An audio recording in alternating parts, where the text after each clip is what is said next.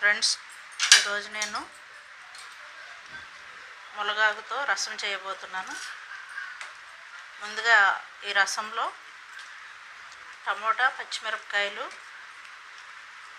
అలాగే చింతపండు, కారం, పసుపు, ఉప్పు, కొద్దిగా సరిపడగా రుచికి సాల్ట్ వేసుకున్నాను. ఇలా మరుగుతున్నటువంటి ఈ రసంలో చూసారా ఫ్రెండ్స్, ఫ్రెష్గా ఇప్పుడే చెట్టు నుండి కోసినటువంటి మునగాకు. ఈ మునగాకుని పూర్తిగా కడిగేసుకుని ఈ విధంగా చిన్న చిన్న కాళ్ళు తెంపాల్సిన అవసరం లేదు. ఈ విధంగా ఈ చారులో ఇలా పెట్టేసుకోవచ్చు. ఈ విధంగా బాగా మరగబెట్టుకుని చూసారా తెరులుతుంది.